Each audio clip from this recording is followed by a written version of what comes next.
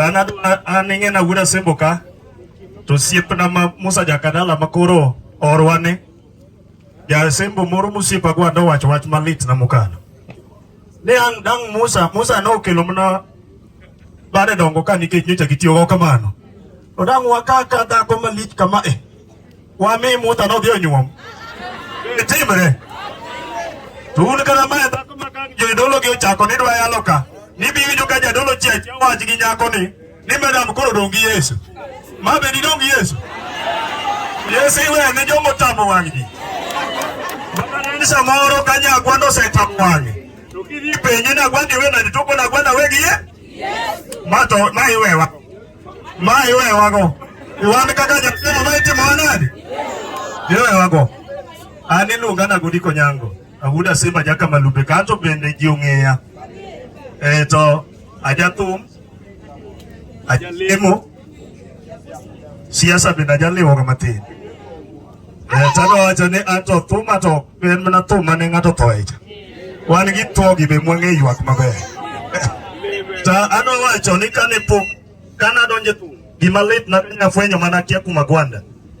ne kana donje tum to nago choka kabusa mana go cheno ne poda jabenga na manego nwa gite kuro kawani gi ngato ni alisa tia kuda sembo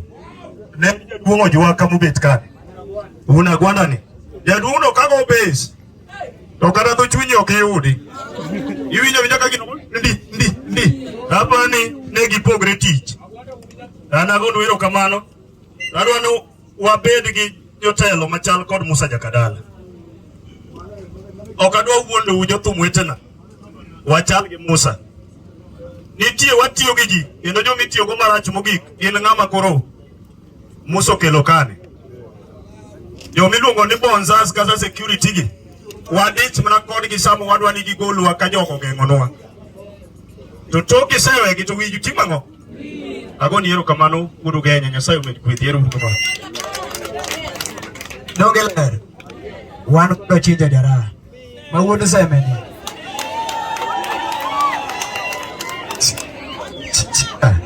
yes basi ne jodala wede kod osiep kanisa amoso ni merembe uru yes amoso ni merembe uru an gi nyinga iluonga ni Bernardo Mondi ajeseme kadinga kamoro na kado simbo koni to an mana or mondo mi achop ka chopo kan ge mekinda gi Musa to most of the times kana limo mostly kana diga kama Latin goche juu yemana recognize ka presence mara saidi molongata